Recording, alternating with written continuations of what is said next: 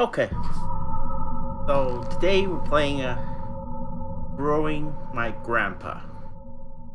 Okay, this might sound really weird. What the hell is Growing My Grandpa? It's it's a horror game. It's by a guy called James. You know, like James, but it was a Y. James. Anyways, apparently he makes a bunch of like these weird body horror type games, and they're pretty popular. I saw a YouTube video of this recently, and it looked pretty cool. So I decided, hey, I'm gonna try it. So, let's start. We like to view the tutorial regarding game basic mechanics. Around.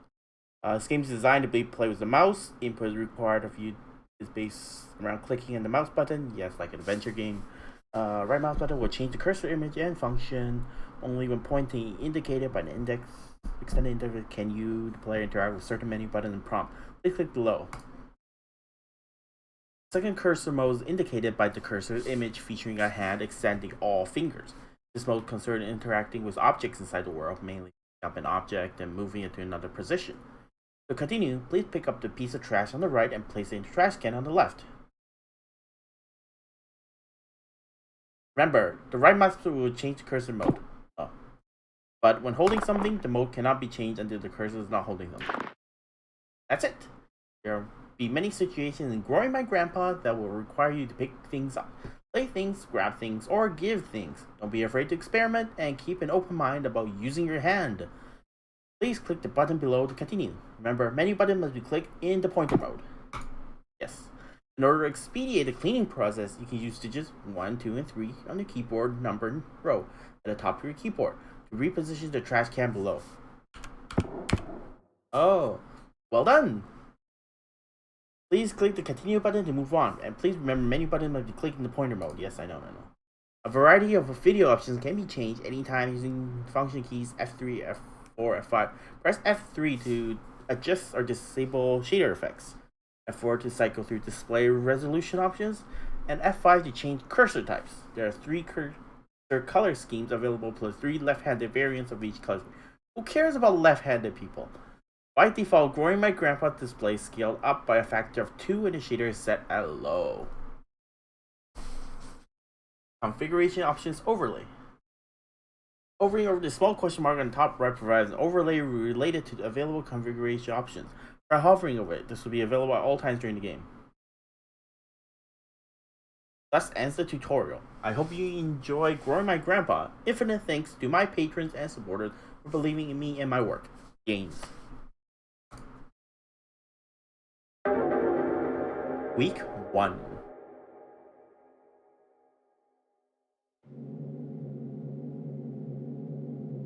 I excused Adrienne during music class today and spoke with her about her recent string of demerits. It was our first time meeting outside of our quarterly evaluations, and I believe it went well. I can certainly understand Mrs. Richardson's classroom observations concerning Adrienne's emotional state. She was, of course, intensely shy when we first met. As I understand it, she is similarly withdrawn in her classroom activities and only speaks or acts when she absolutely must. Some things she simply will not do. Instead of participating in mandatory group activities, she will sit alone and accept that she will receive a demerit. Before the meeting, I read Mrs. Richardson's parent-teacher report, which allowed me to estimate some about Adrienne's home life. Parents are well-educated and come from a prestigious background, but they lack time to properly nurture Adrienne. She is often alone, and when she is not, the parent seems to not understand the importance of warmth and affirmation when dealing with someone so young. Having 2 parents of this reserved and icy temperament exacts an inhibition in a child. The child's imagination is subdued, but only ostensibly, for it eventually finds its way into regular life. I surmise that I will be able to reach out to Adrienne by the way of make-believe. How are you liking your new house? You told me you used to live close by, but it still can be a big adjustment. A new room, a new school. The basement, I like that. The basement? Yeah, well, there's lots of cool stuff. Mom and Dad sent me down there. Your mom and dad made you go? Yeah, but there's lots of cool stuff. Well, that's not why they sent me down there, though. Why did they send you down there? Fighting? They were fighting, shouting. I came in to help and they shouted at me. They said, go clean up downstairs, so I went. That sounds tough. Did they fight a lot? No, well, It's alright, Adrian. Maybe you can tell me more about the basement instead. Okay, well, it was weird at first, the stuff down there. But cool, I found something living, sort of. That's very interesting, Adrian. Please tell me more. By indulging her fantasies and stories, I was able to glean more of an understanding of Adrian's anxiety surrounding her home and parents.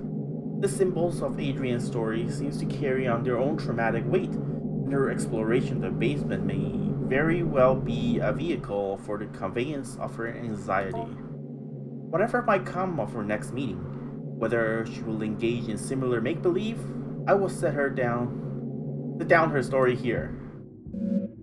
Adrian's story begins with her delving into the basement with a trash receptacle and the goal of cleaning up. She discovered one of the walls was covered in plastic bags. She went to investigate, intent on tearing away whatever they covered.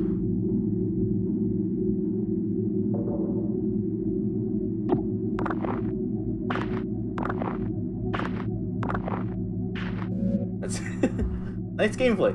Upon removing the plastic trash bag from the wall, she noticed the interior lining was covered in glass. Like a window, I offered. No, she said, like a mirror. Reflecting inwards towards the animal they covered. I gently asked her what exactly this animal was. Here is where the material reality of the story took a turn for the explicitly fantastic and imaginary. Upon her discovery of it, at her gaze, it grew or extended its shaggy hair itself.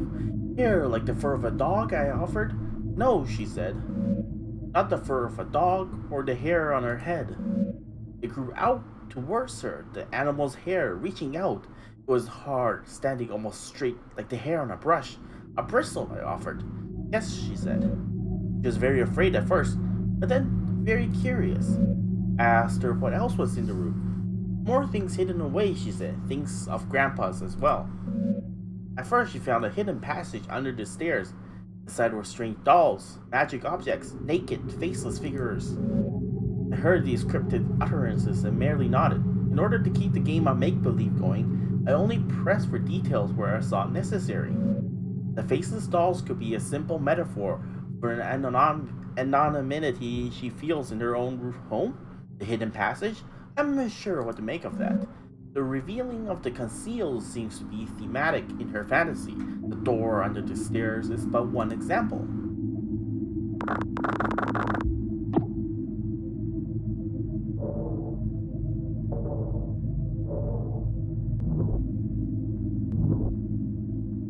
Can't go in the door.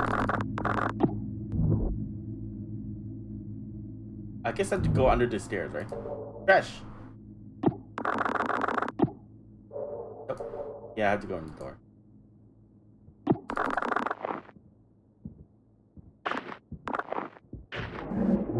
Once she removed the panel and found the magical hidden passageway, she was very specific about what she took. She found a magic book, a magic doll, a photo of her late grandpa, and magic glue.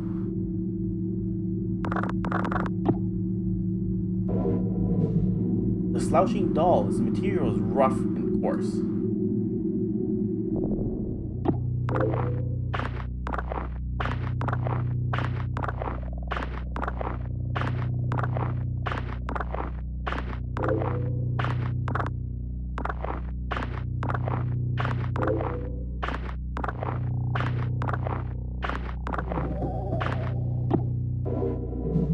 All-purpose glue. That's your grandpa. Nice mustache. A photo of your late grandfather. Read now? Mr. PhD, on the reverse side of the photograph there is more text. Good luck on your trip to the Urals. Stay warm. What the hell are Urals? Is it location? Paper crudely bound together to form a book. The impetus of this research was the recognition of a particular pattern of fragments of documents relating to magic and magical religious practices. Numerous sources were drawn from commentaries on laws relating to the banning of sorcery and necromancy, compilations of folk charm related to love spells, hagiographs of saints and their encounters with devils. The list spans on many centuries with great distance, from the Levant to the Khazar Khaganate to the border of the modern nation states of Russia and Kazakhstan today. On this paper trail rose a consistent account about a certain form of magic relating to the binding of demons through a sorcerer's will. A demon called the Heaven of Needles, or the Angel of Needles, was known to be kept best by shamanic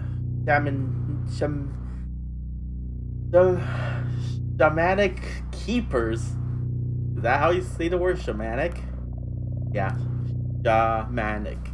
Keepers of wards who suffer from face blindness, prospect.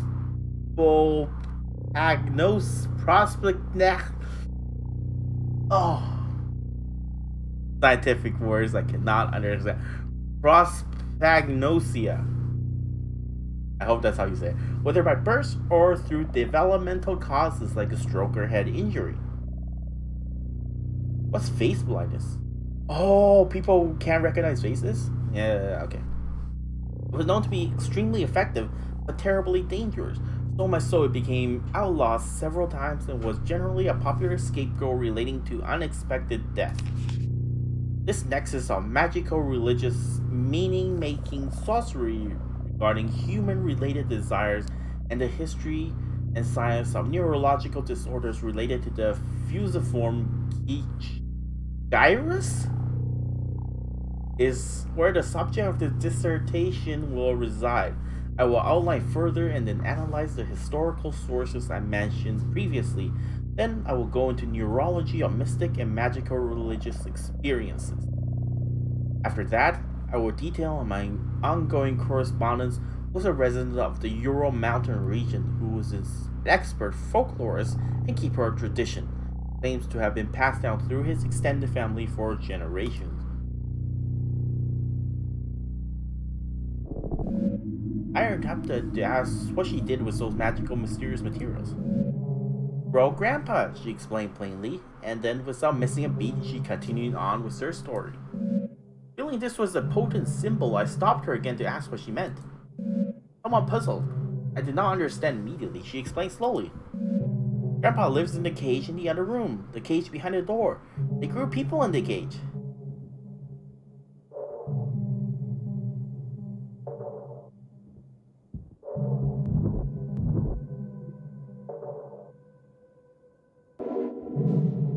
A hastily written note. I have repeatedly called your homes to no avail, so I am forced to leave this here to you all. I found William sitting in the corner of the enclosed area, seemingly severely concussed. Whiskers was gone, in none of his usual hiding places. I immediately suspected the worst. The project thus must be suspended for now. I'm leaving up the usual mirrored coverings we used to keep the anthropodic void sealed. I've done my best to lock up everything on such a short notice. It's a hasty fix, but it will require some time to find a more permanent remedy. I'm honestly hoping you do not find this note, as I intend to lock the house down too. I intend to race off to you to retrieve the lockbox keys. Do not worry about William's key. It and the rest of the equipment will most certainly. It and the rest of his equipment is almost certainly deep within Whiskers. Oh, the thing ate it. I pray you do not enter this room. No matter how it may appear, William cannot be helped and is only being kept alive as a means of continuing predation on the rest of us. I will once again, no matter what state you may encounter William in, he cannot be helped. I have sympathy for the young man, I truly do, but I have found on his person several photos of his late sister, which would imply certain risks he knew he was taking. Our extant research materials now become possible liabilities, either criminal or professional in nature. So I have stashed them away. I believe I will let you all know how I might do this if we were ever to experience an event such as this. I hope you remember what I told you. So long. Lab orientation. For the sake of university policy and the house of any future career you hope to have, you will abide by the non disclosure contract you have signed. Do not break the anthropodic vacuum without my prior consultation and approval. Any anthropodic forms brought into the disclosure area must not be left unattended. When not in dormancy, the sample will attempt to take anthropoid shells. Please see shell notes for more info on that.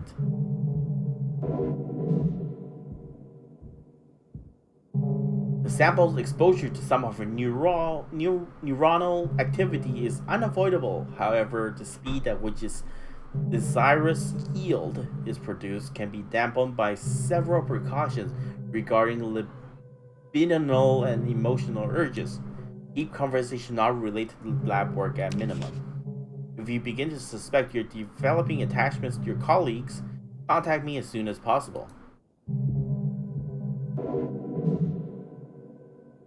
Ritual behavior with a sample, trading, bargaining will result in dismissal from the project.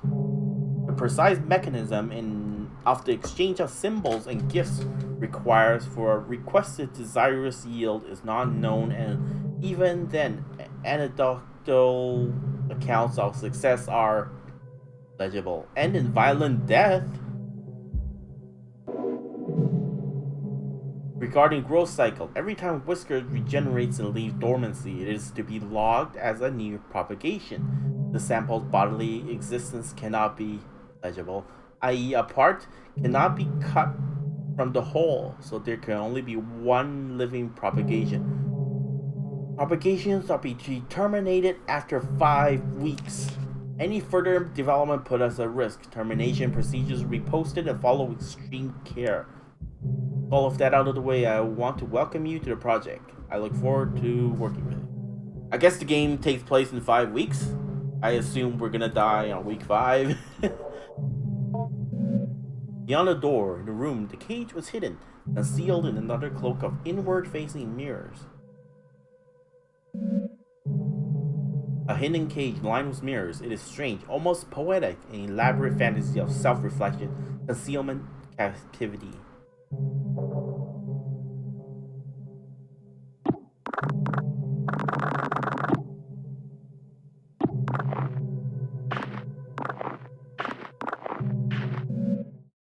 At the cage, she finally cast her spell. But it was confusing, she confided at first. Took the magic doll, the magic glue, and the photo of her grandpa. And she combined them, and she wished very hard. I can only assume in this fantasy that the next her wish would come true, and what child's story would it not?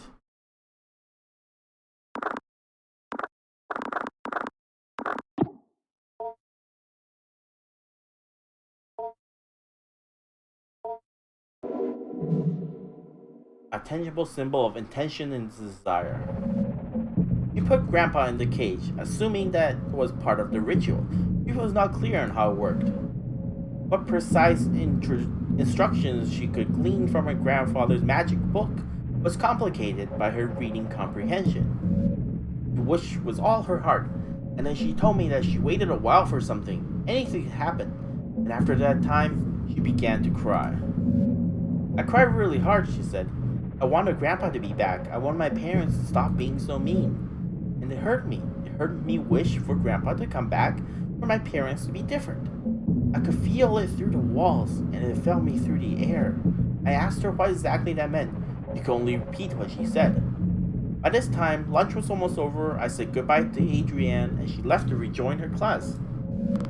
I was left to consider our conversation. I believe the storytelling strategy I must have employed was not unfruitful, but I must probe deeper if I can. Although I can be sure of nothing, I interpret the impressions I get may begin to help me get an idea of the right questions to ask. Knowledge you acquired this week has given you access to certain topics or keywords you can discuss with Grandpa. You have gained the conversation wish. Consider discussing this when Grandpa emerges. You also gain the following keyword. Shall. Consider discussing this when Grandpa emerges. Week 2.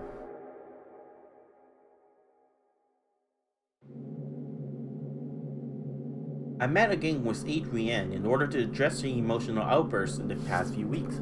It's our second time meeting, and while it is standard practice to have multiple sessions with a troubled student, as I assembled a report for the counseling department, I could not help but think as we sat down in my office that Adrienne already seemed to show a remarkable change in self-esteem and confidence, and perhaps my and Mrs. Richardson's estimation of her as emotionally disturbed was erroneous. The paralyzing shyness and withdrawn attitude Adrienne possessed last week was not entirely diminished, but she seems to hold herself differently this week.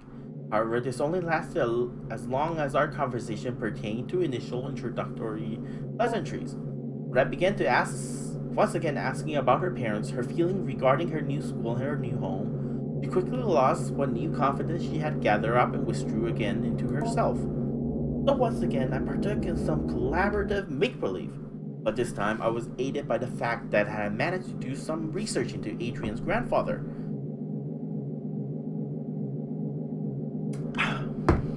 That's a lot of talking in this game, and I had some insights into what she might actually be finding in this basement. Now, this may be overstepping my bounds, some as a school counseling caseworker, but this was all in the service of making Adrienne comfortable and happy in this learning environment. In any case, I was able to dig up information regarding the grandfather by inquiring at the university in town. Not that I make it a habit of sleuthing, but I had a suspicion that the grandfather was a professor there, or at least some sort of researcher, due to the fact that the newly constructed laboratory on the campus I drive by every day bears his name in the memorial. He was some sort of anthropologist or linguist or neuroscientist. I did not have to dig that deep before the scope of his work became dizzying and ran up against the limits of my undergraduate education.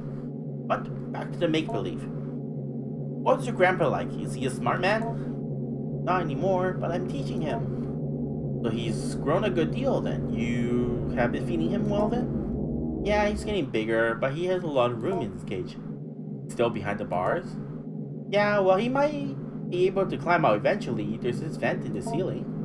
Well, perhaps if he climbs out, I could meet him someday. Yeah, maybe, but he's not ready to leave. He can't take care of himself. I have to feed him and pick up after him.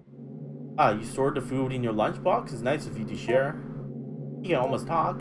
You cannot speak with him? Doesn't. He does have a mouth, sort of.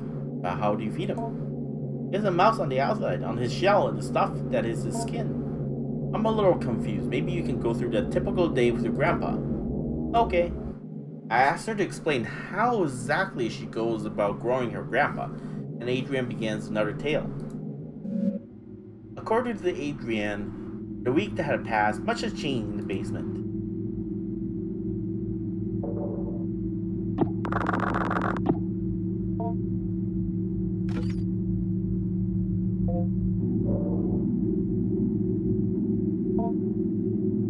Oh, I have to go to Grandpa first. Wake Grandpa! Hello, Grandpa. It was scary at first, she said. The way he moved, the way the doll skin covered him. I wanted to interject, but somehow seemed inappropriate. But I kept listening. When I look at him, she continued, when I think about him, he grows and moves. It's like he's growing for me. Says, so he's growing bigger now, I asked. Yes, he said, bigger every day. Jesus, that's terrifying.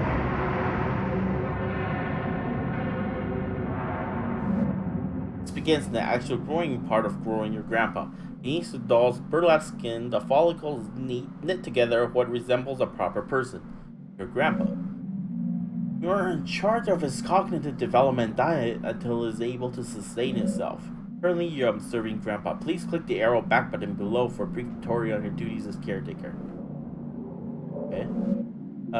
Here we can see a variety of options regarding grow your grandpa. Highlighting red objective related to feeding and teaching grandpa. Important messages regarding grandpa's recent activity will appear there. You will need to find his food and learning material before you can move to the next week. Some food will make grandpa happy, others merely content. Some food will make grandpa disgusted to the point of nausea. Learning material is also scattered throughout the basement. Seek out vocabulary cards intended to help teach English and basic anthropodic concept formation. Options highlighted in red here related to navigating around Grandpa's enclosure. Go to Grandpa option and let you perform all actions directly related to Grandpa: feeding, teaching, observing, etc. Accessing the study corner will let you go over any documents you picked up as the weeks go by. It's a good idea to learn about the work of the people who last occupied this space. Accessing the kitchen corner will let you search for food in the old refrigerator and prepare food for Grandpa if need be. Help button replay the tutorial. The game button will save your current progress. You can only have one save file at a time, so if you have to save data, you will ask if it's okay to overwrite it. Exit button will take you back to the main menu. More buttons may or may not appear depending on the development of Grandpa, so watch out for them. One final note: take care to explore the basement at your leisure. However, the anthropodic nature of clutter and trash, different weeks may allow you to find things that you have previously discovered. Good luck!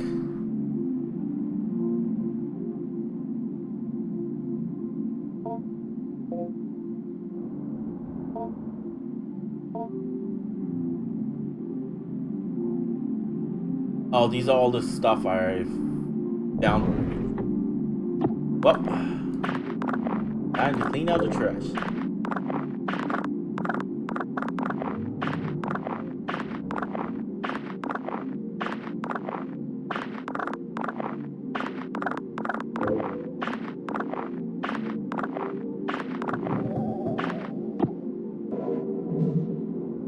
Account of acquisition.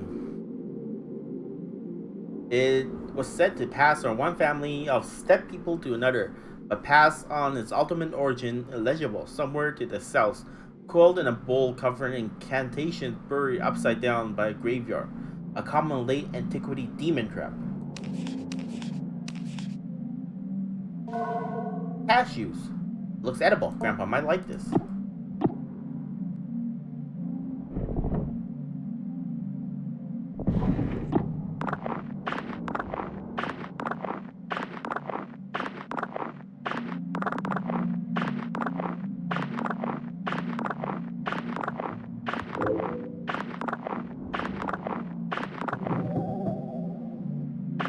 All clean. The space will not be dirty. Vocabulary card: Grandpa. Teach Grandpa this word and read the notes of past educators.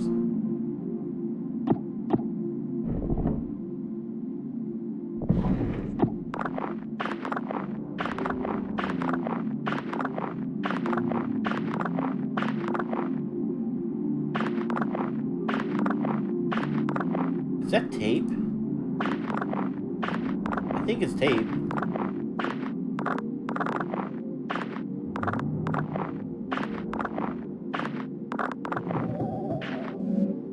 Remove the taped down fabric to reveal the cabinet's wooden bottom. Notation regarding sample exoskeletons. Research participants, please take note. Each growth from a cycle does not require a shell, but you may find the samples will often try and seize on something somewhat flexible it can grow into, along with any desired yield it may generate, or else it will move on from one shell to the next as it outgrows them. In the small amount of time I spend with this in it preparation, I have noticed it tends towards human form. However, we should keep a tight lid on the anthropodic seal in order to be cautious before we begin experiments with exposing it to long-term anthropod stimuli. To my colleagues, I don't mean to be overly severe, but Dr. Hart's work is very important, and the materials we are working with is potentially very dangerous.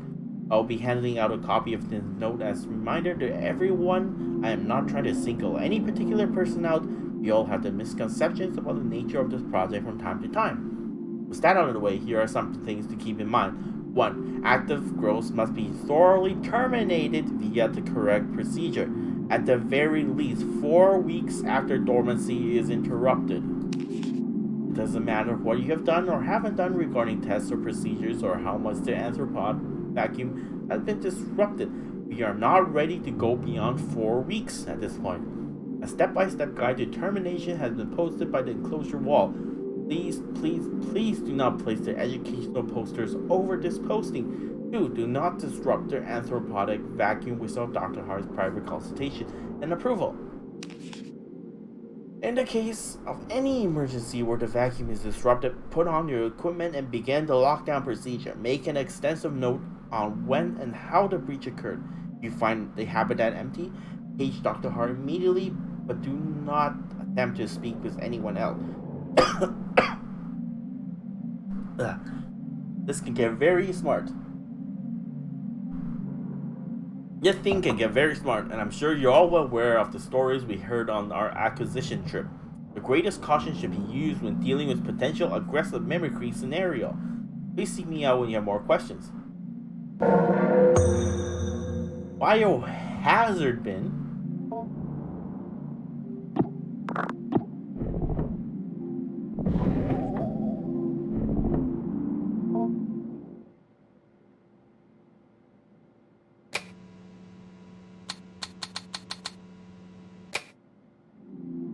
I guess we can't use that now. Kitchen corner. Lettuce. Brown banana.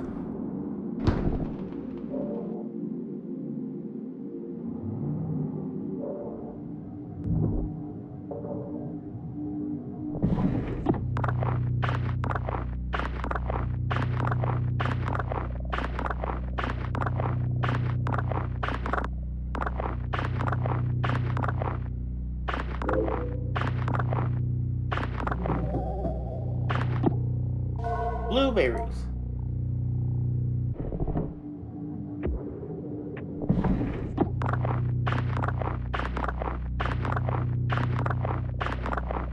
How much in this trash can fit? Is that a mask? Yeah, they're definitely masks.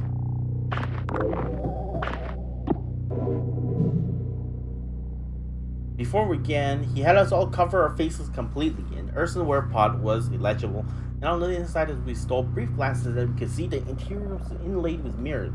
The illegible gave small pieces of dough, spoiled food, chicken feed, keeping it content. The keeper gestured us towards a small bag where the food composted and told us to be careful not to feed it any meat. Okay, so I can't feed it meat. And I asked if the rotting food was enough to sustain it, how it might get nutrients from any of this. The keeper regarded me seriously and said it did not matter what it was fed, the act of feeding itself was what mattered. The act of feeding flesh is another act, however. He then gave me another series of grave warning regarding not keeping any animal-derived foods near where I might be keeping it. Okay, so no meat or any food related to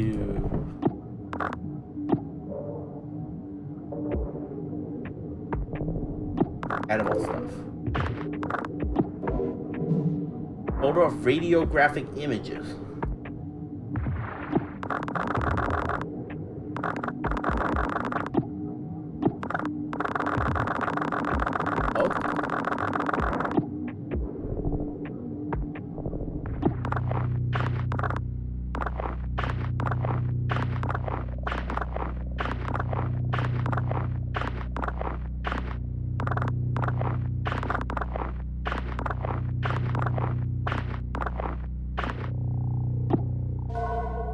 Fiberglass insulation. Isn't really food. Grandpa might eat it, however.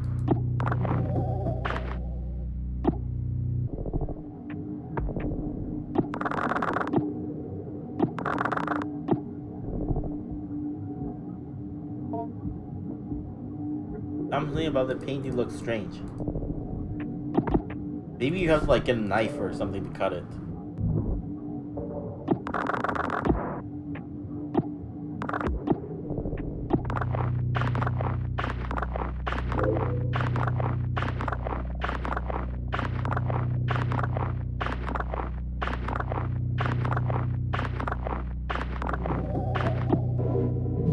A simple paper doll. Might be useful in the construct of magic symbols.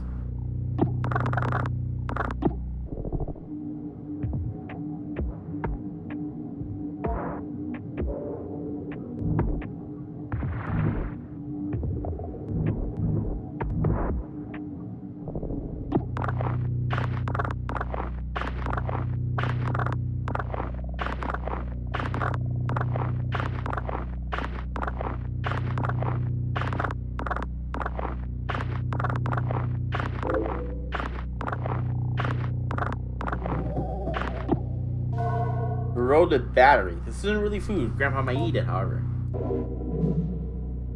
Teach Grandpa this word to read the notes of past educators. Hello. Something appears to be growing from the wall. You take a closer look. A pulsating sac, the slimy membrane that is its skin seems to contain something. Might be able to open it with a blade. Yeah, I need a knife somewhere. The darkness of the shadowy corner unnerves you. You cannot explore here without some form of light. Okay.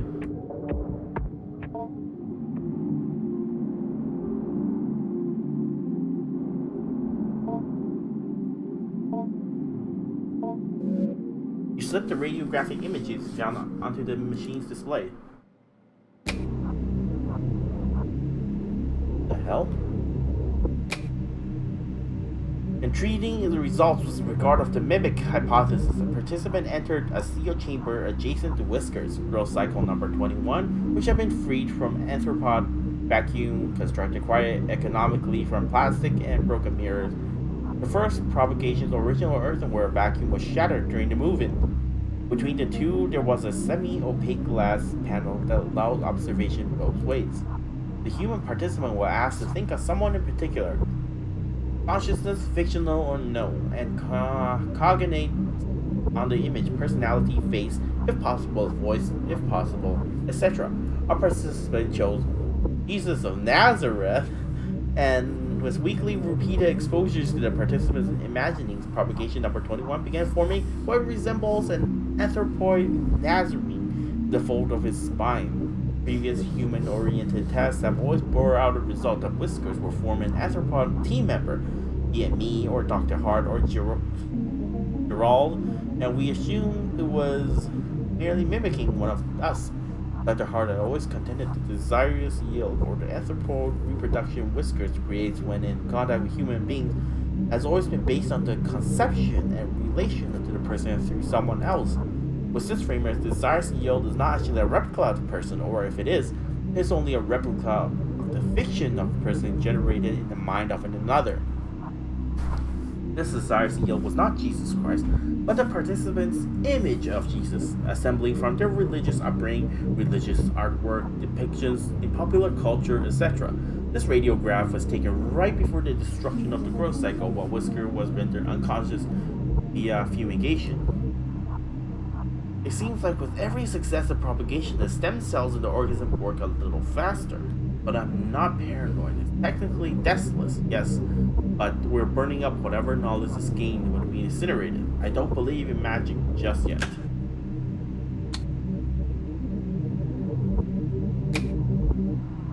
We have taken to calling it Whiskers through the course of some have interpreted it as hairs or needles or quills.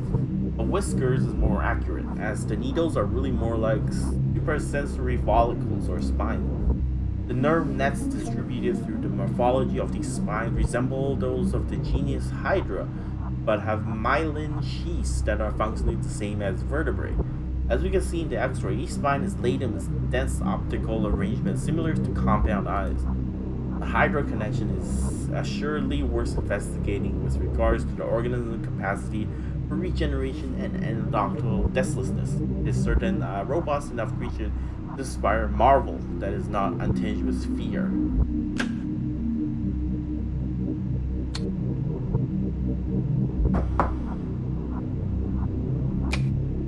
Those in the mammalian form, part of a series of zoomorphic influence, led to further understanding of the propagation ability to stimulate the somatic stem cells that constitute fully developed animals. I write stimulate in the previous statement because examining the tissues of each propagation leads me to believe its amazing capacity for accelerated growth of vastly different forms comes from its cell level mutability. And yet at no time does it function as the thing it becomes except in the sense that it mimics it. That is to say, when the Whiskers is moved from dormancy and replicated a rabbit's morphology, it is not seen from a rabbit's eye nor smelling from a rabbit's nose, but pretending it does and doing a very good job of it. This radiograph is taken at around growth cycle number 4. The strange thing about it was the subject of the image was found nowhere near the enclosure. Almost like a piece of whiskers fell off and scurried off into the corner. I feel like we've learned a lot since, but at the time I remember speaking of the morphology being weird, not really resembling any extent zoomorphic structure besides maybe a cuttlefish. Then I happened to open the thing up. Inside were all these dead amoeba-like things, but they all sort of looked like they had faces. Faces that were barely there. After I took the radiograph, I gathered it up, went to go through it in the biohazard bin. As I walked by the bars of the enclosure, I could hear Whiskers suddenly going wild, flopping around, grunting excitedly. Would it have smelled the cuttlefish thing? Would it eat its own production? I guess it's technically flesh. This is beyond the scope of the project, but it could be what that was self-stimulus of an active brain, or more specifically, a healthy and active brain capable of face recognition. And in theory of mine, Whiskers began to pull whatever it can from the limited data available to it. Again, this is not our focus at this time, but I left a note for Dr. Hart just in case I wanted to take a look. And that's it. Alright, kitchen, fair food. Soft fruit or vegetables. Banana? An appealing item. I'll give you a battery.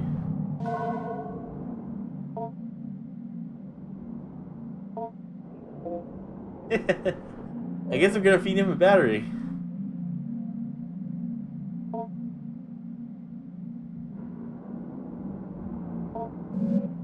Examine Grandpa, noting his movements, respiration, and general mood. Honestly, sort of sluggish and bored. You get the feeling he may be more content and ready to cooperate once fed and taught a word or two. This brief tutorial will go over the basics of feeding Grandpa via induction of your unprotected insula. Grandpa has simulated the production of tooth enamel to mimic human mouth. You will need to be fed through this in order to properly learn and grow.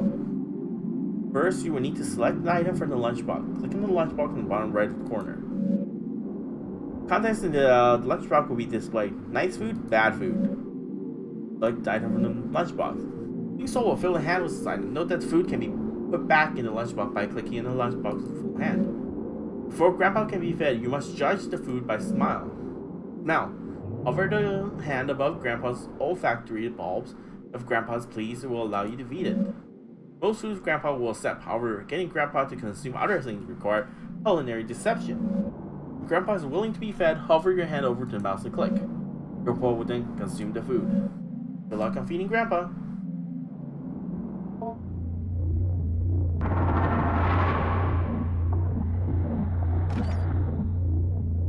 You know what? I'll give you some cashews.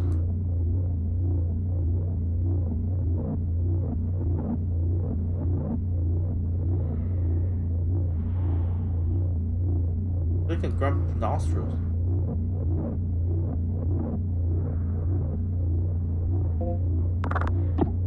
Doesn't like cashews.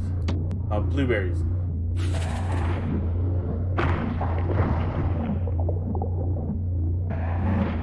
Meals appear to be sufficient.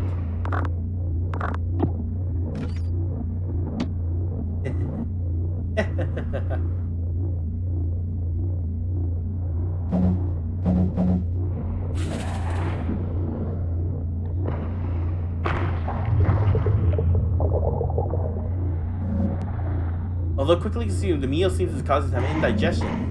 With a sudden lurch, Grandpa empties his stomach onto the floor. The contents pull together in front of the cage.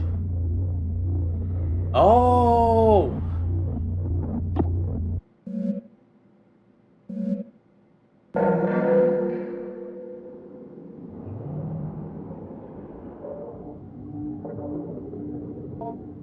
Is there like some items I can pick up from it? No? Okay, never mind. Oh, here it is. It's key! Aha, I knew it! Okay, let me give you something to eat, and then we'll go back.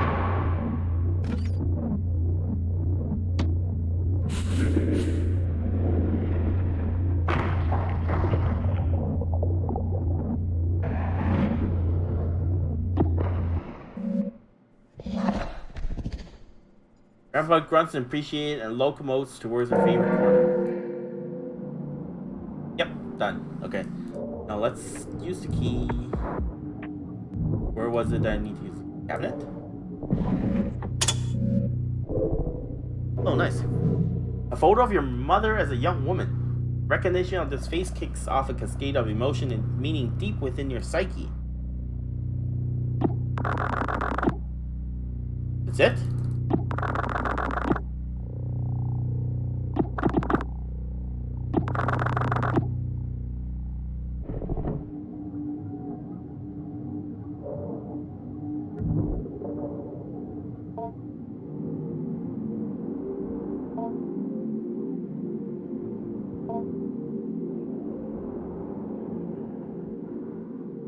We like to view tutorial. This brief tutorial will go over teaching grammar, pronunciation, and vocalization.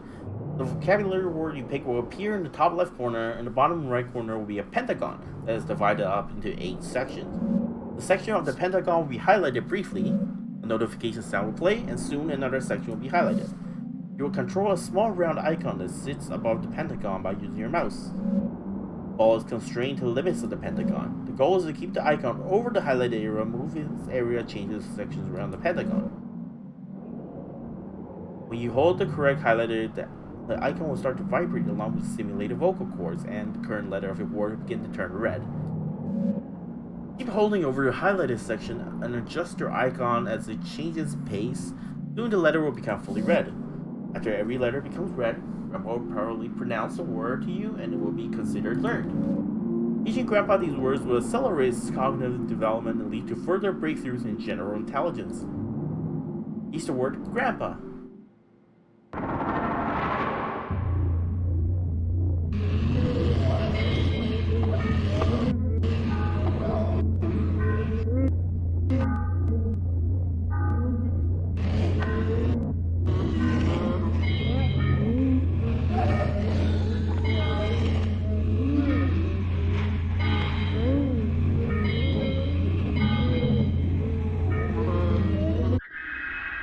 Deep within Grandpa, straight remember his phone name confidently. Grandpa. Having completed the lesson, you take a look at the back of a vocabulary module card and notes that are written by administrators of the past. Grandpa, part of vocabulary and vocalization module E81 family. General pronunciation comments, usual trouble with articulation, voice, thin, raspy, possible underdeveloped larynx. Module comments, see below. We have done several sessions on what we're calling familial relation simulation. I and the co-researcher sit in chairs opposite of the enclosure.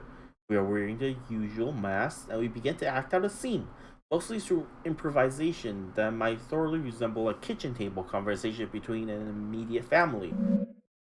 Repeated trial revealed through our simulated conversation was purposely vague and unspecific regarding persons and identities. We usually address each other as brother, father, sister, etc., etc.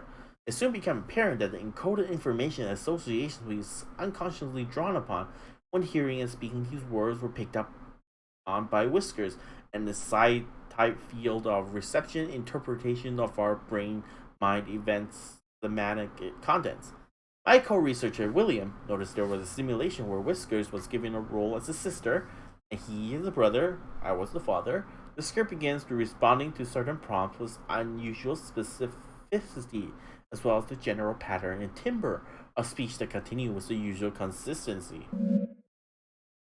As soon as the simulation ended, we left the enclosure area. William let me know that Whiskers was almost certainly drawing from encoded memories of his late sister, mapping out exactly what regions and centers of neuroactivity are intercepted by the side type field. Will take extensive neuroimaging that will not have at this site. Currently, we only have less precise portable equipment. However, our experiences so far are eerily in line with folk knowledge and folk explanations regarding the being's access to desires, that we can begin to infer it as access to certain portions of the limbic system and the ventral temporal cortex. So much reading. You step away from the bar and store the module card at the bottom table. Teach another word. Okay. Hello.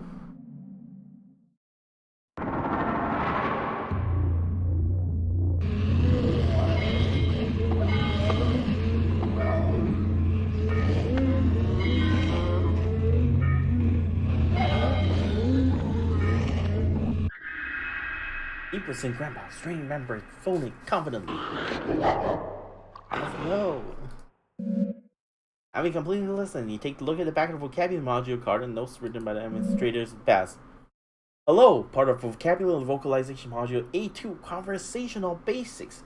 General pronunciation comments, sloppy articulation. Module comments, see below. We are already encountering some difficulty as Whisker's subjectivity is so much determined by a diverse and dynamic area of influences. It attempts to mimic the thoughts and desires it passively intercepts, and these imitations go on to structure the basis of his identity. Only later in Whisker's growth cycle does it begin to form an identity, or identities that are coherent and capable of resembling a sane, rational human being when engaged in conversation. One must imagine how hard it would be to converse with someone who has not yet oriented in one particular way towards who or how they are, because they might have 20 different honest answers to those questions, all of them mixed and muddled together.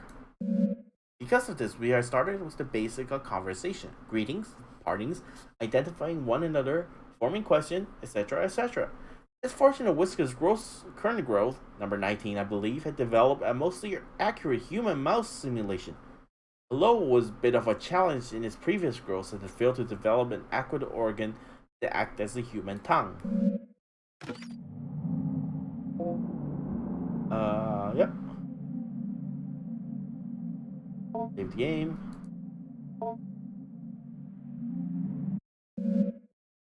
Grandpa accedes to your request. It approaches the bar and begins to unknit its skin. The inner Grandpa, though not fully formed, is revealed and may be fruitful to speak with it if it can respond. What the hell is that?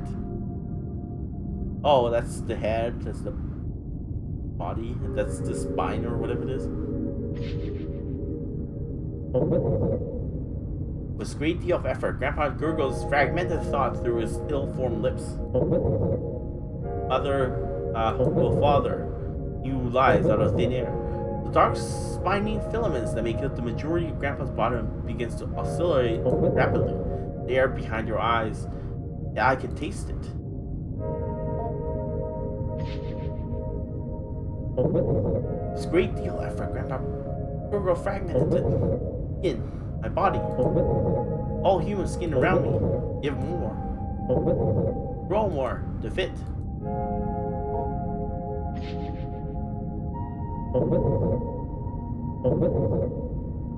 However, it fails to produce more than a wet and frustrating sputtering noise. Goodbye.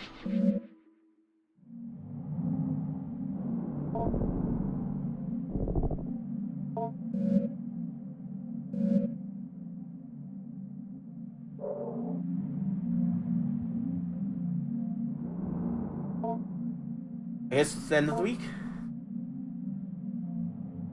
I don't have anything else, right?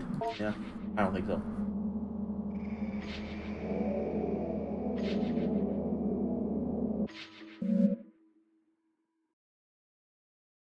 Policy acquired this week has given you access to a new conversation topic to discover grammar.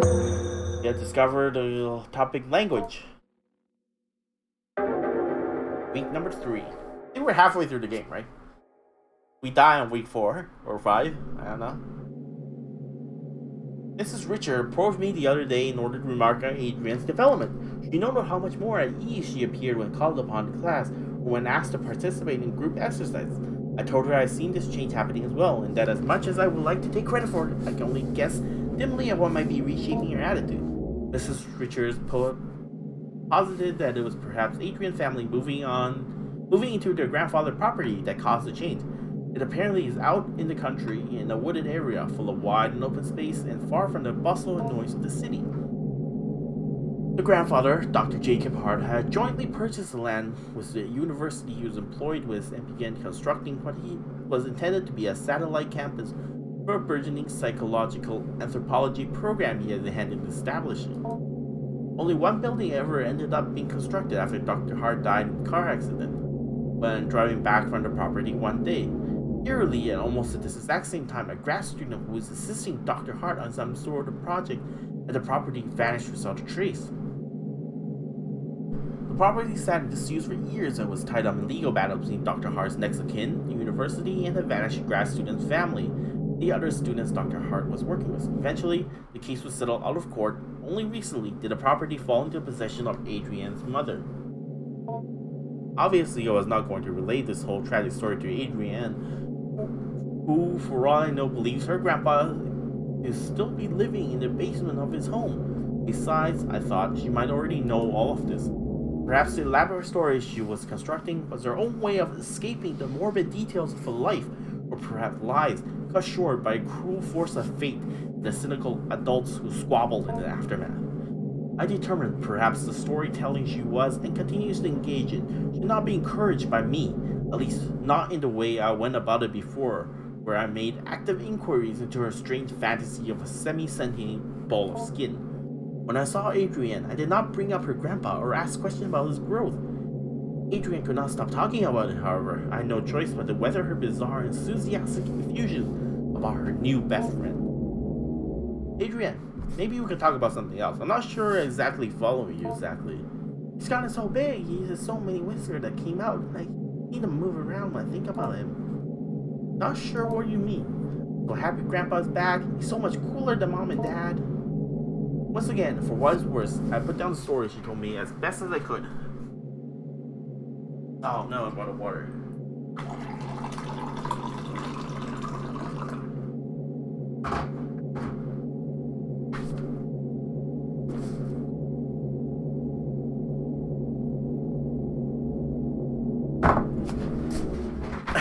Alright, let's go. Adrian once again told me about growing her grandpa. Alright, what is this anyways? I guess we need a knife or something, right?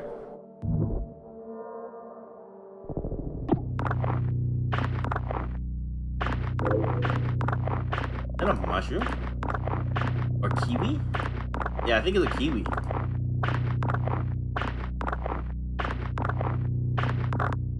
It's hard to tell with the art being like this. Oh, it is a kiwi, I was right.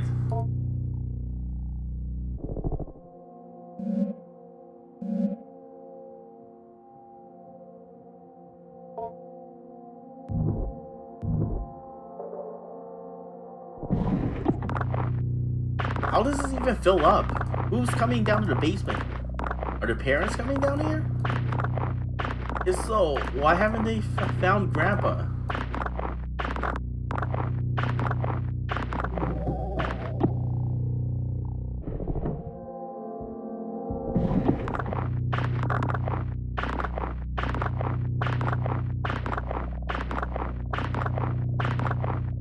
Are these gonna be nothing?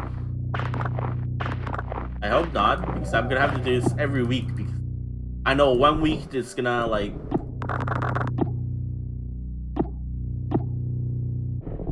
something's gonna appear and I'm gonna miss it, it's gonna suck.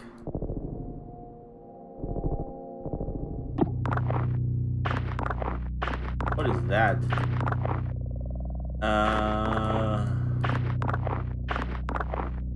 Can't be a watermelon, it's too big. I mean too small. Something with stripes? I think it's a stripe. I'm just gonna guess like in half an apple.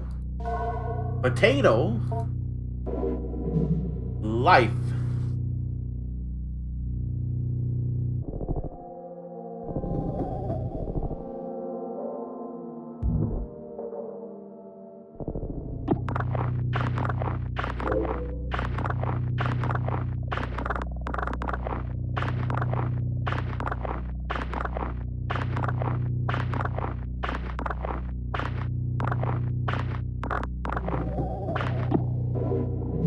Indecision.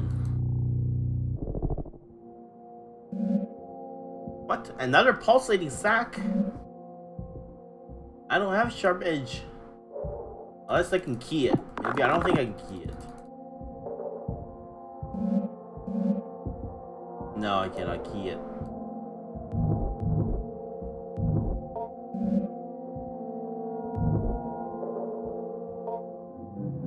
Oh, maybe it spits out keys. I mean, knives. This is like...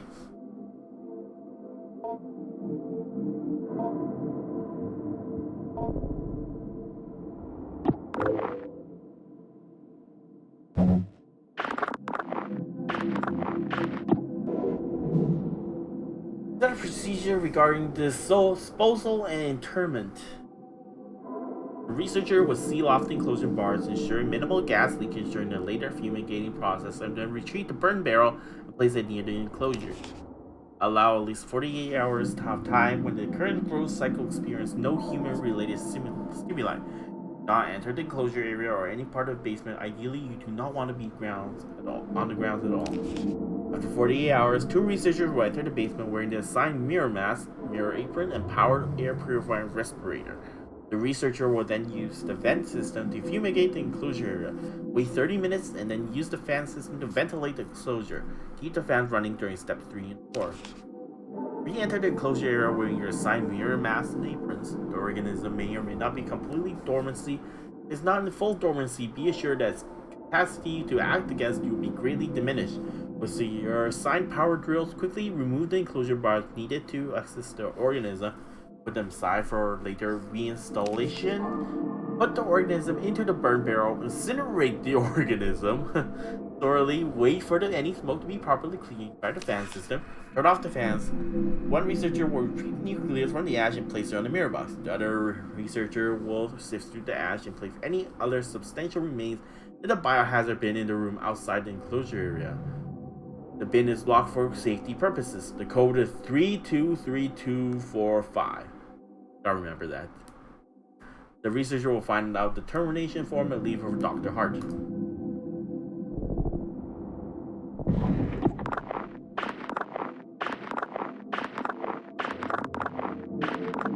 An ink bottle or something?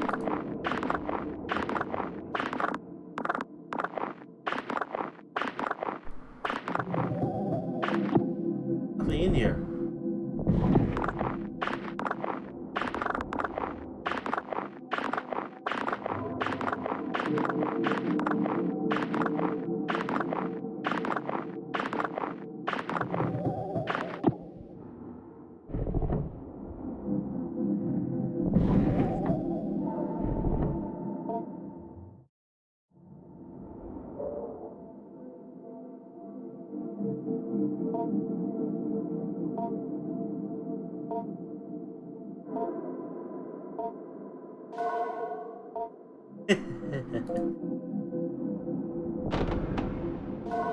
Hair.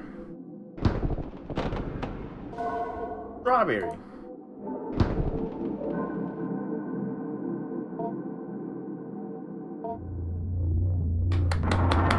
Okay. Come on.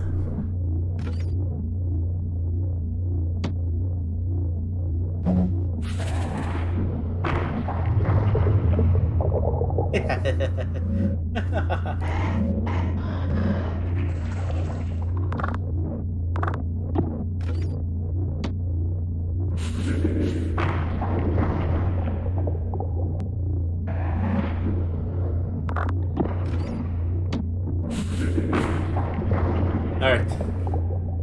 Bed now.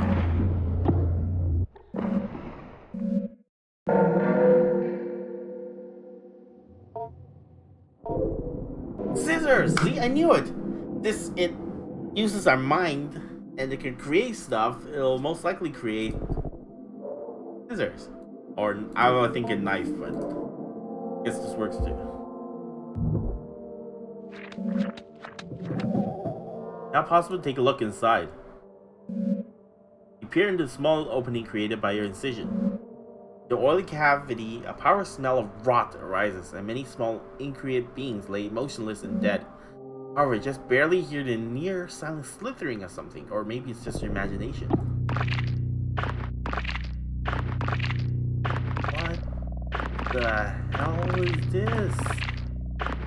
Oh my god.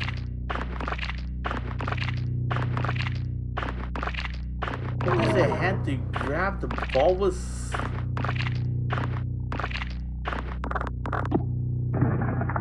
anthropoid remnant, a self-sufficient animal form knit together from years of ambient thoughts left to crawl around the basement. Grandpa might enjoy the flesh. I'm not feeding it flesh, are you crazy?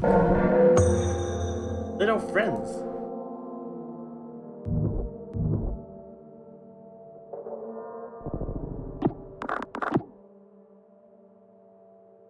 cut it? No, I can't cut it.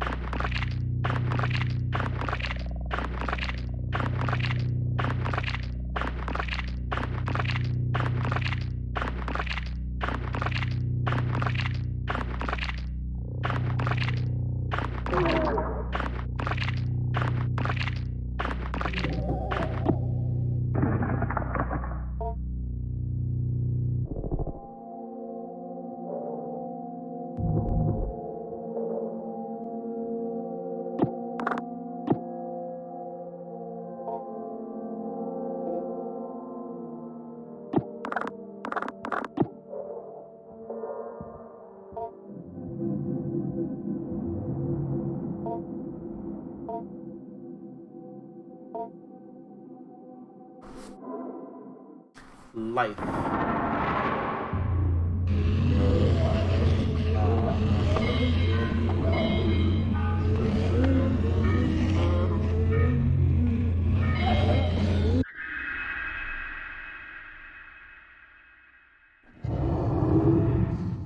Life.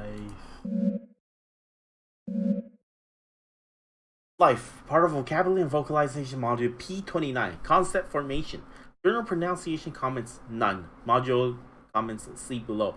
At week 3 of growth number 24, Whisker appeared to recall some information from our previous growth cycle. Cannot be sure this was really the case. For all we know, we interpreted it as collecting this information was really a drawing semantic content, but one of her recollections of it and redeploying it without rationality or contextualization. For the sake of our safety and for the sake of scientific inquiry, we are attempting to draw out from Whiskers whether it somehow retains knowledge from our previous cycle for morphalic nucleus. We did not think it was possible the nucleus, though complex and incredible in its regenerative abilities, was capable of this, and that the nerve network that grew from it made up the base of Whisker's mind. And so we are now attempting to ask Whiskers, as best we can, if it has ever died or what to remember of it. Wait, 3 foods? Ah.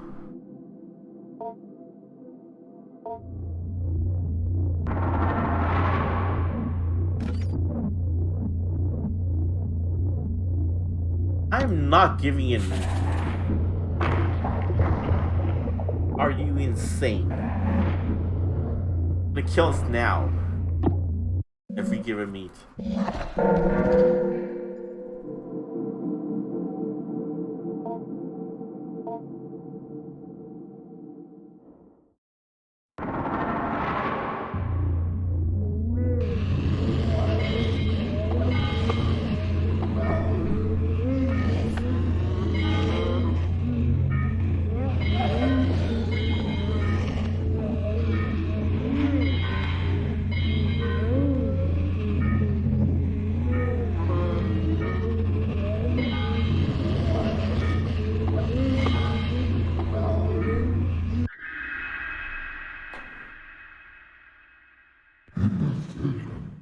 Indecision.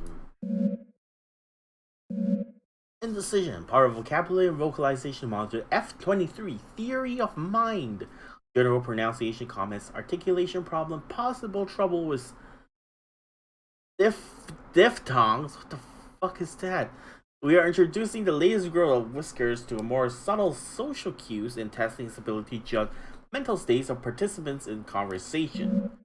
The semantic content that flows to Whiskers via its side field is still becoming muddled and slip without distinction into conversation, although our intention of distilling it in a solid theory of mind will perhaps make it begin to understand that we do not know what it knows, or know what we are without a control sending to it. One could think a theory of mind seems to develop as part of its maturation process. In order to hunt sapient beings, it must be able to deceive them. In order to deceive it, it must be able to make certain metacognitive judgments. For example, if their deception appears to be working or how one ought to be deceived, We may never see it develop a theory of mind anytime soon, as Dr. Hart has disallowed a cycle of whisker grows to live into the beginnings of maturity.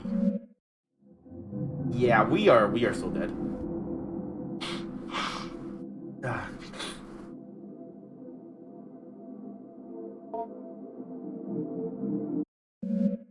Grandpa sees your request.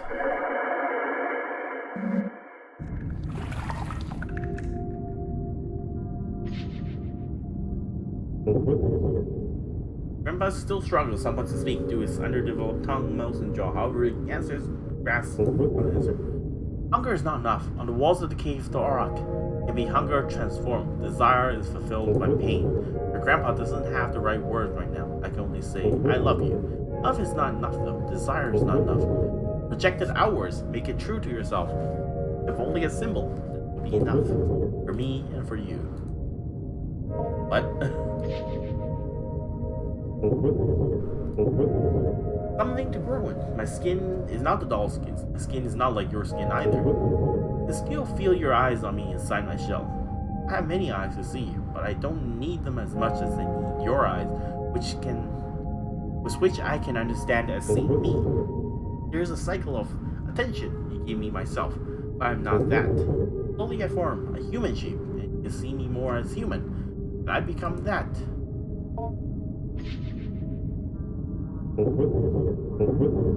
They kept putting me in a box, sleeping, and then set a light. Then a box in the corner, darkness. Most of you couldn't read then.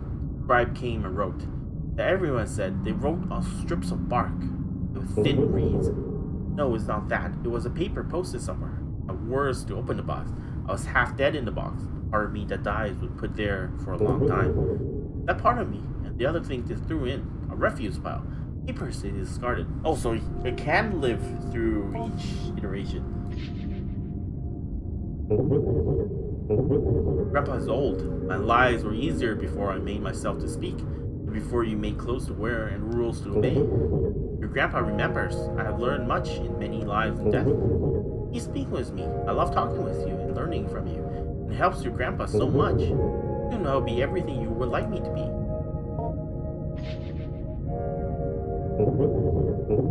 The little ones, they grew like seeds off my skin. Worms fall off my body. The thoughts falling off of me, dreams put there by others. When I was under the ground, I made only very few.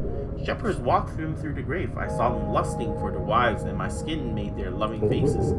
I called them out into the darkness with their loved voices. One by one, I took their shape and their skin and blood.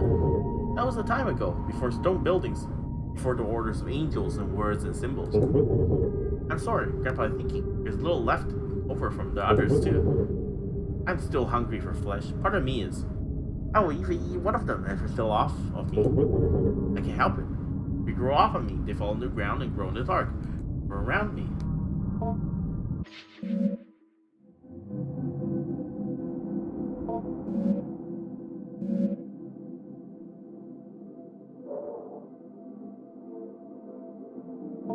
Alright. Week 4 is where we're supposed to kill it. But I don't think we're gonna kill it.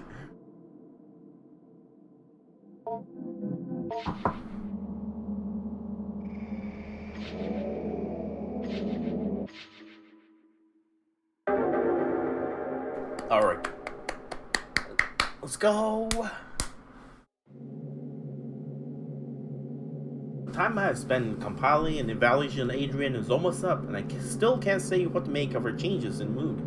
It is, of course, the case that children of Adrian's age are nowhere near finished learning and growing. They may have to simply be happy that Adrian was able to improve her attitude.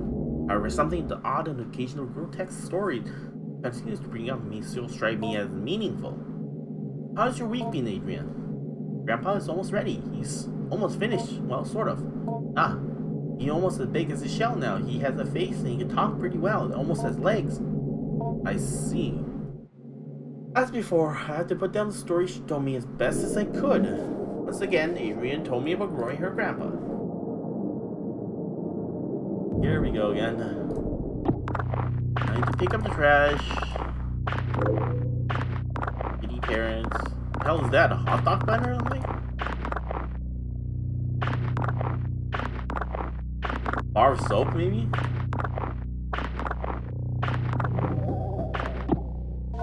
Oh, it is a bar of soap, okay. You know, for such bad graphics,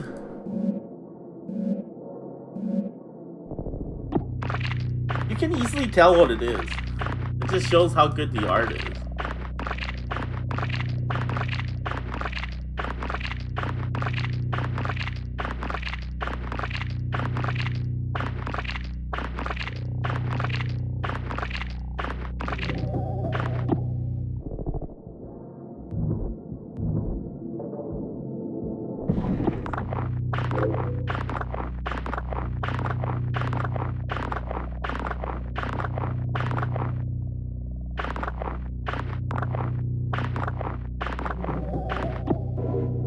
Meanie.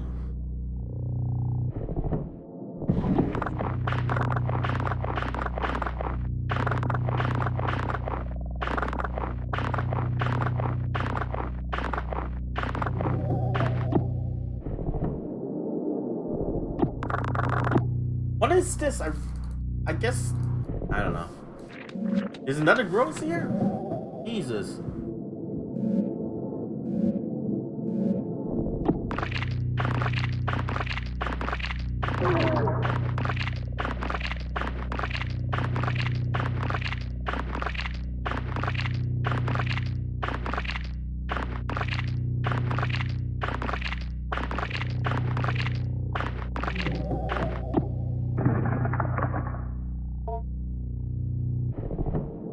I think at some point we're gonna like run out of food and we're gonna have to eat the flesh and it's gonna kill me.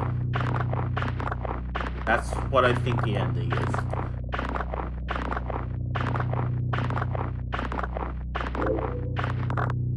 What's that, a pita bread? Black bread.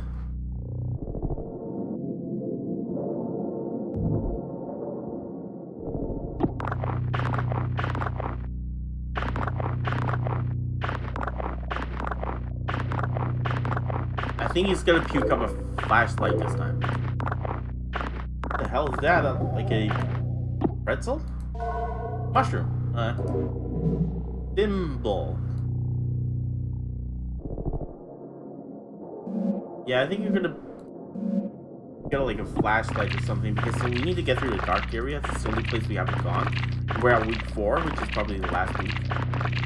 Unless I'm missing a puzzle somewhere that I messed up and it's gonna kill me because I haven't explored the dark area.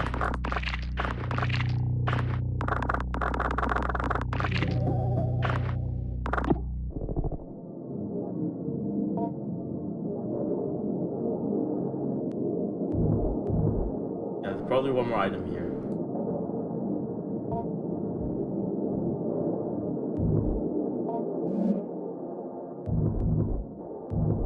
Uh-oh. I don't have any bad stuff. I can't make it puke.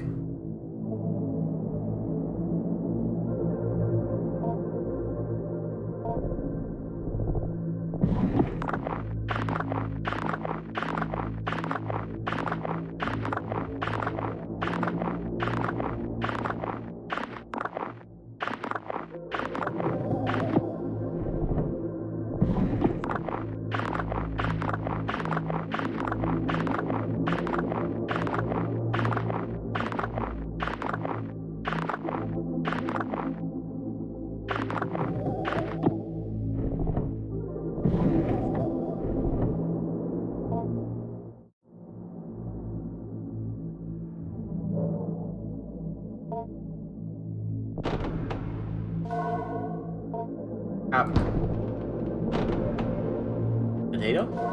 Jackfruit? No, I never actually heard of a jackfruit. Oh, bar soap. Yeah. Okay. Come on, Grandpa. Time to eat your soap.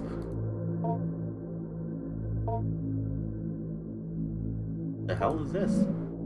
Sam at Grandpa, noting his movements, respiration, and general mood. Grandpa seems fatigued and almost anemic. Some of his spines appear brittle, perhaps to be more corrupted if fed an iron-rich meal like meat. We'll have to give him.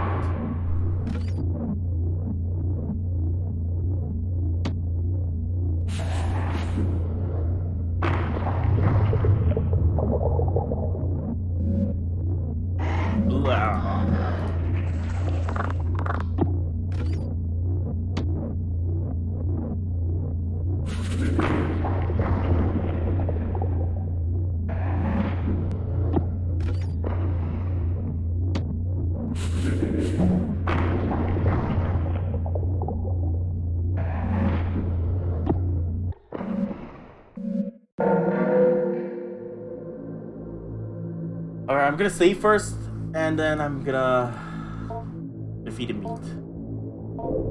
Ah, I knew it. Flashlight.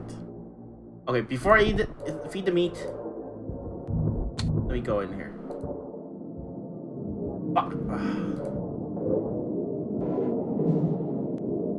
Classic alchemy. On the three virtue of the three prudent when dealing with devils, seen or unseen.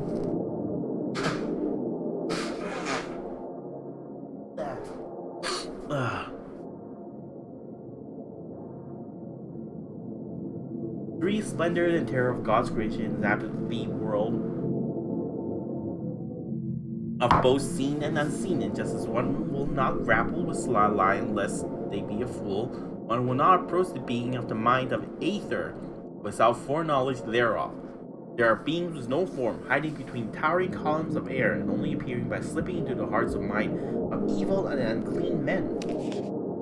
But there are still more beings which straddle the realm between the seen and unseen creature, feeling as though the air to see the heart of mind of men. It is only by God's grace and his angels and servants crushing these beings under heel that a magician might compel them to the magician's will, and so a magician must be perfectly clear and unerring in intent and ritual granted to us by God, or else the devil, seen or unseen, will devour them, that being their nature.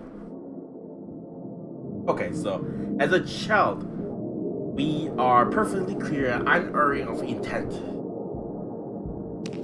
so we are safe. On the nourishing of devils of a particular type, certain devils of a particular nourish are nourished by elements of fire, others by attention and prayer given by their idols. Still, others by stranger and more obscure means. By God's grace, the requirements for nourishing a devil as part of a contract only requires a token of these giving, that is, a symbol. If a devil hungers after flesh, it would strip a man to his bones in its devouring. Okay, so don't feed me. The devil's hunger and nature which search for flesh can be held in abeyance in three ritual acts of giving blood and only a few. If I give it blood, it won't eat me. However, the contract must be completed in full, for if the magician errs and does not provide the devil instructions and guidance, the devil, once abjured to do no harm upon the magician, will return by devouring nature. Okay, so give it blood, or you're gonna get eaten. Simple paper doll.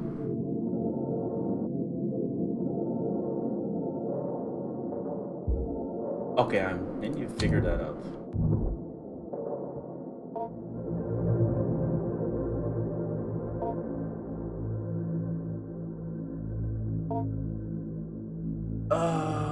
Which one was it?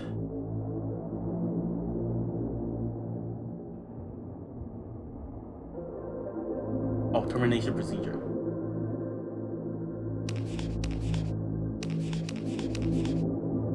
Three, two, 3, 2, 4, 5.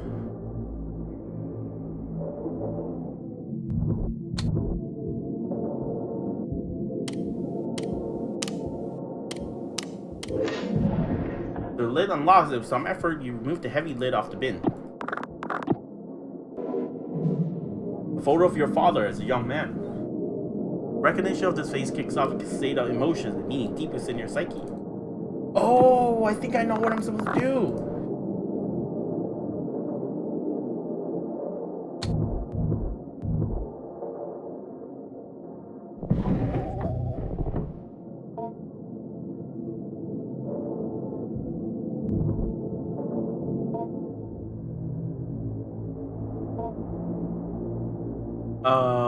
How do I go do that thing again?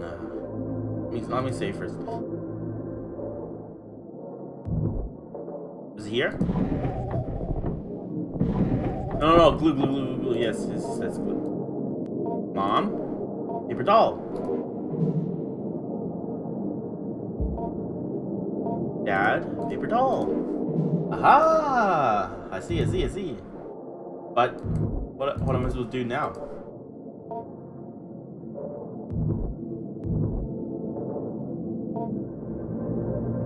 Oh, I see now. Okay, I think I know now. I have an idea.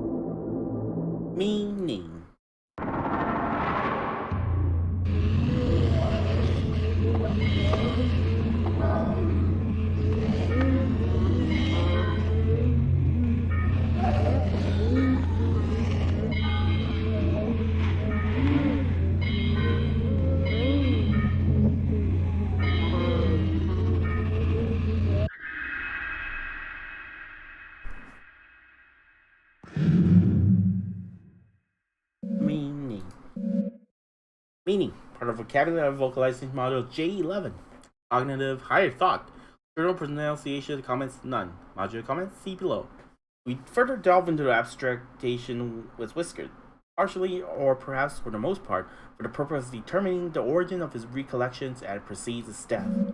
Dr. Hart began to theorize that in the process of death, the structure of Whiskers is compressed back into the morphalic nucleus, and then later, upon re-establishing nerve netting that is laid through his spine, is slowly reassembled and redeployed as needed.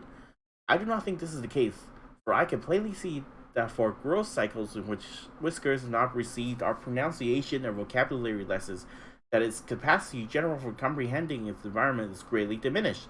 And in the simulated conversations we carry out, Whiskers struggles greatly or else does not participate.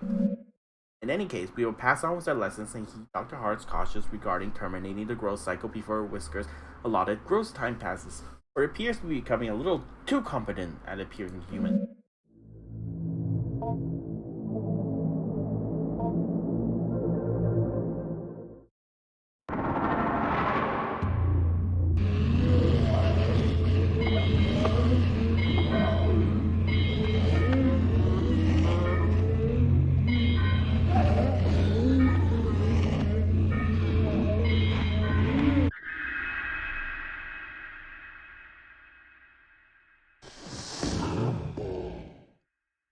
Symbol. Meaning part of vocabulary and vocalization model J15. Blah blah blah blah. Okay. There appears to be nothing written here, or if there was, it was sorely erased. What?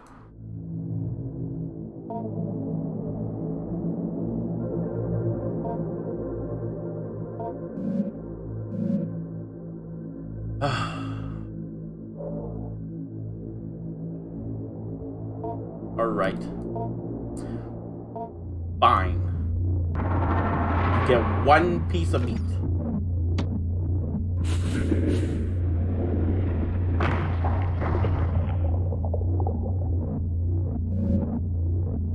Meal appears to be particularly well received. Your offering of flesh stirs something within Grandpa. From the folds of his body, a wiry proboscis-like appendage begins to emerge. Maybe worth taking a look at this after the feeding. Knowledge you have recently acquired has given you access to a new conversation topic to discuss with Grandpa. Proboscis.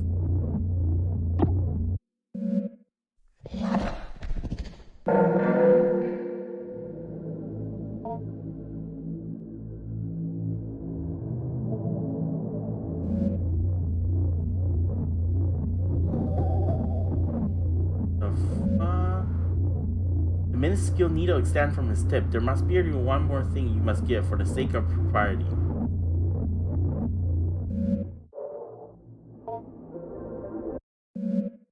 Okay, Gramps, let's talk. The inner Grandpa, though still not fully formed, is revealed and may be fruitful to speak and respond.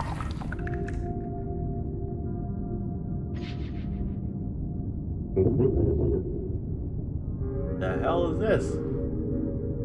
Grandpa loudly cleared his throat before gently responding to Lucy's well-projected voice. Ah, you asked me about your wish. Will you wish for me to come back? That's when I knew I would. Your desperation was so strong, and your wish for your parents as well. If you'll give me what I want, I'll give you what you want. You know I love you. I'm for you. Whatever you want, and I love you just as much as you love me. But desperation and love is not enough. People deep down know they can't get what they wish for without some transformation. There is something that sits at the root of everyone's soul, that understands the separation between them and eternity. You may desire something, but you know you will not get it without some movement on your part. So it is not enough to just wish, which you know will not work. You must wish and a little more, to transform your intention to something that might fructify, or for desire to become reality. Grandpa loudly cleared his throat before gently responding lucid, well projected. Oh, you asked me about my shells. Oh, well, you see. I like to have something to grow in, something shaped like a person. This helps to have something surrounding me when I don't have my skin. But whiskers do the growing. Whiskers? Yes, you know, the hairy little thing. I'm part of it, part of me. However, my whiskers are what you heard you wishing me to come back. So they want to work in the shell you provided. The shell also helps you envision me That's what you desire. You may have such a nice imagination if it weren't for in my shell. You'd have my whiskers exposed and knitting together my face. I may be interrupting the feedback loop of my reading your desires, and then acting upon the desires I've read, and then once again reading your reaction. We wouldn't want that interfered with. Materials of the doll you put down is a good fit. It's not the most comfortable, but it's quite flexible, and thankfully, my shell was able to adjust nicely for my growth.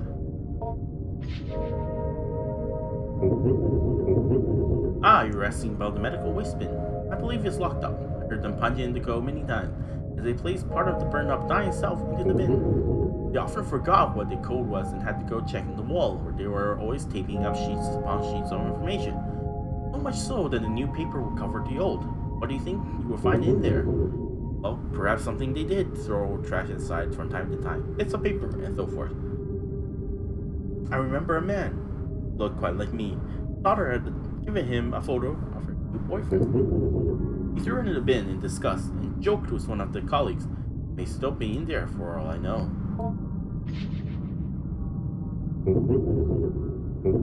Ah, you're asking about language. Well, the more you taught me, the more I was able to learn myself by hearing what you are thinking and saying.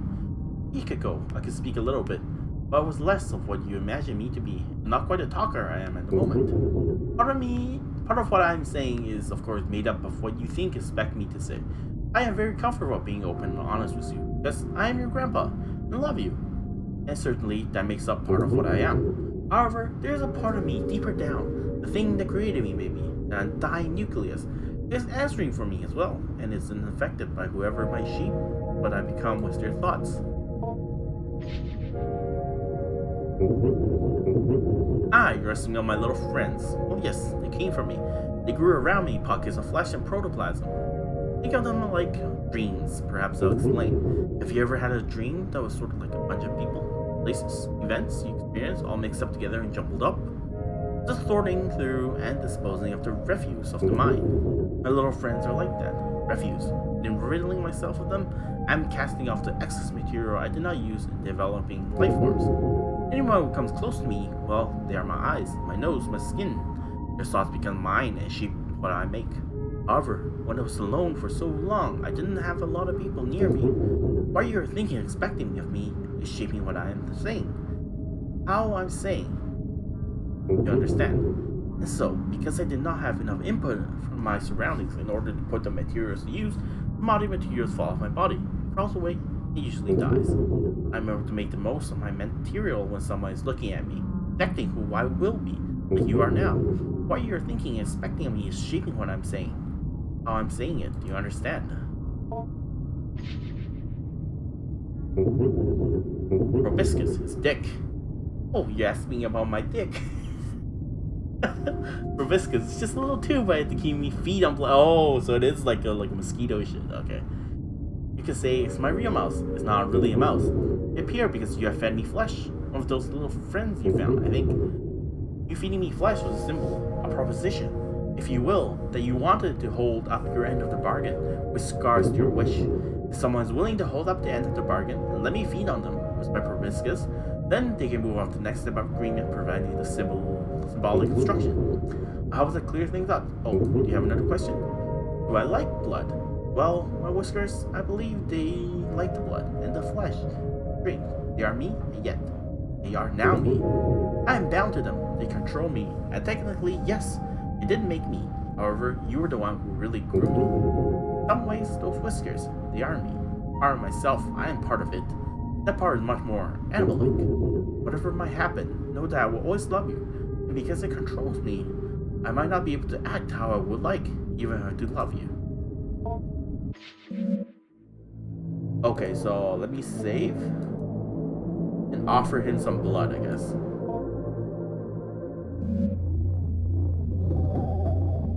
How do I offer blood?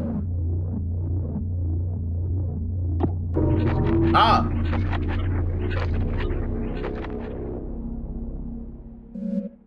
Grandpa has appreciated your blood offering. You'll receive a symbol or totem from me now, although only one per offering. As the blood-fed proboscis retracts back to the folds of fabric, you step away from the bars. Your approached the bars and hold up the mother symbol he created. Grandpa's spines quickly reached out and enveloped the doll before drawing back. The doll quickly vanished with the folds of Grandpa's skin. Constructing and offering your mother's image to Grandpa, symbolically sated by the blood, instills you a concrete sense of completion. Grandpa gives a soft, affirming grunt as it senses deep within your mind the ritual transforms your desire. So Grandpa must both the mother and father totem before the fulfillment of your wish is assured. Oh shit! Okay, there. Oh man, I can't. Alright, so next week. It's not gonna kill me, right? Because I didn't eat a meat last week, or yeah.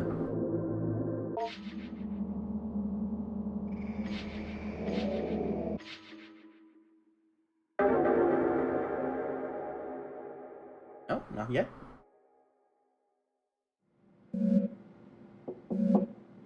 Could that be? Ah, come in. Adrian, come to see you. Aren't you a little early? No matter, supposed to have some time now. How have you been? How's your grandpa doing? That's why I wanted to talk to you. Something happened. Oh, what happened? Nothing bad, I hope. No, nothing bad. Just different. I think maybe even good. Well, I'll tell you about it. Well, last night something woke me up. There was a noise at first. It was like came from the walls. I could hear it in my bedroom, but there was something else. Something calling. I could hear it, just barely. I was afraid somehow Grandpa hurt himself. I had to go figure it out. Went downstairs, and the vent, the place where I first found Grandpa or what I grew him with, was open. You remember how I told you about the vent in the ceiling, behind the bars? I was thinking he climbed up into it. It had gotten so big, he could have done that. Perhaps it gotten trapped somehow in the vent. I had to go see. I got inside, heard it calling again. More clearly this time. Grandpa was definitely in the vent somewhere. A good feeling hearing my thoughts. I got that weird feeling, a sense in the air. I had to go forward.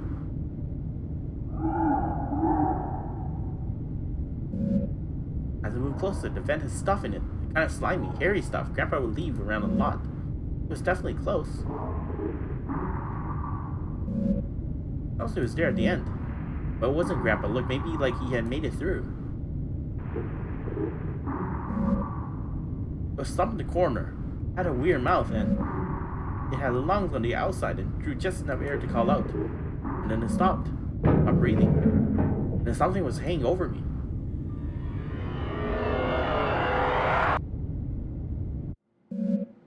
And then I woke up in my bed. In your bed? Adrian, it sounds like it was quite a dreadful dream. But you're right, by the way. Your face is twitching like you're about to have a violent sneeze.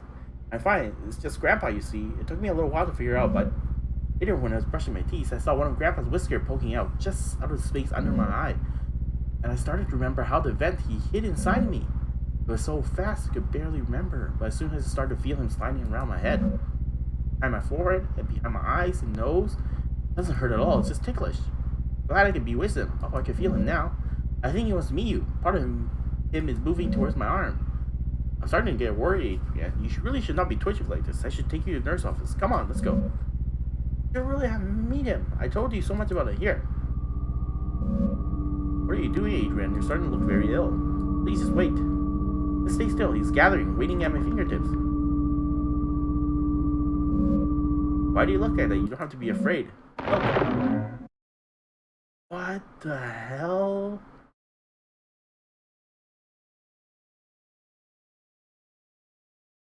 Hello? There are two endings. You got failure of fulfillment.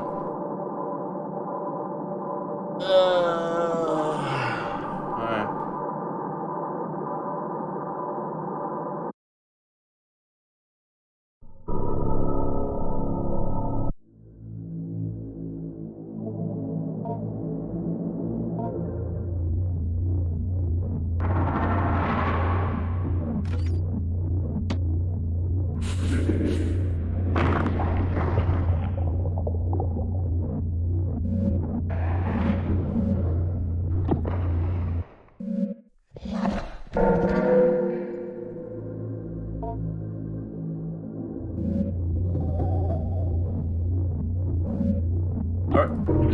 Speed.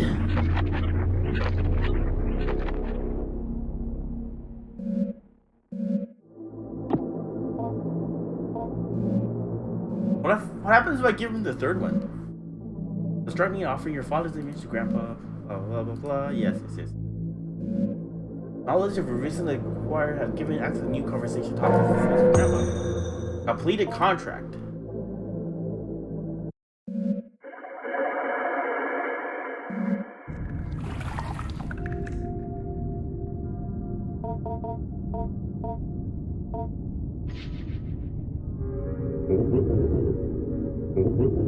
Thank you so much for completing the contract. Definitely help you out with your parents. Just give me a little time and I'll be ready to act. I think you'll be very happy. Your grandpa is very happy too. You did it all by yourself, you know? I couldn't help if I tried. Oh, I have really not have liked to, well, I did not want you to complete the contract. I would have hated that. But do you understand why I would have had to? Maybe you don't. So much of your lives are made up, and yet what comes to pass has always come once a fiction. You doubt yourself and your plan before they are even begun, and you believe what is in front of you as if the essence of things was not something you put there long ago. Too much doubt can suffocate even the surest thing. Only with patience and growth and nurturing does something become what it will be. And soon you shall see. Really? I really don't think I should give him the last meat. So let me try. No meat.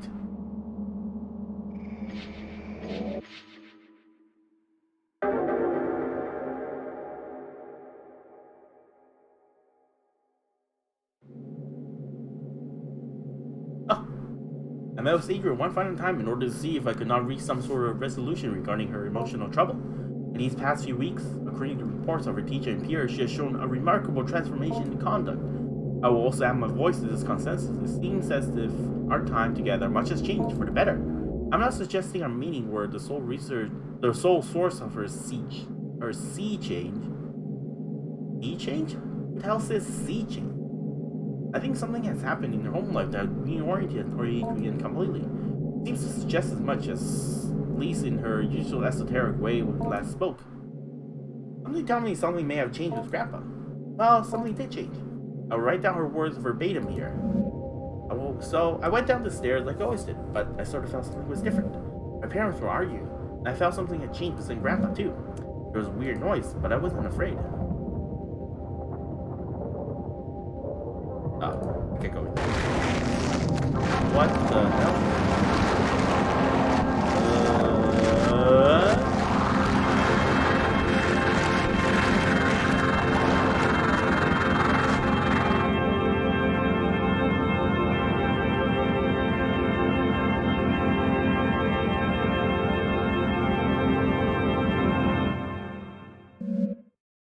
I think Grandpa had to leave, but before he left, he made my parents nice. He reached inside and changed them. That was my wish. Maybe even when it was growing wasn't really my grandpa. Grandpa left what it was growing behind. He's gone now. He moved quickly out to I don't know where, but I always love him. I dismissed Adrian soon after, letting her know that it was a pleasure getting to know her.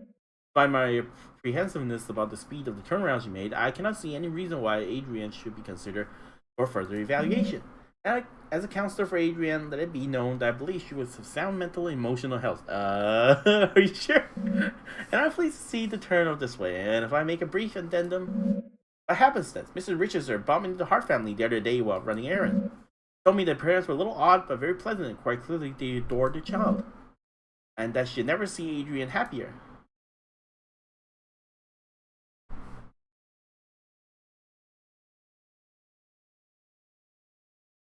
Hello? Why does it get stuck with it? You Andy, you got to fulfill a contract and yay! Okay, so a lot of reading, but it's a very very cool game. I love it. I like it a lot. The grotesqueness, the weirdness. It's just like creepy and weird enough that it's interesting, and I just want to keep playing. Yeah, I really like it. Apparently, he made a lot of other games, but yeah, this is his newest game. It's like $5. It's probably the biggest game he has.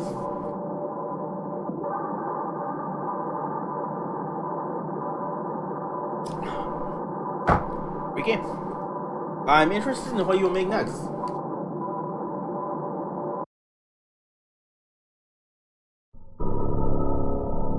And that's the game.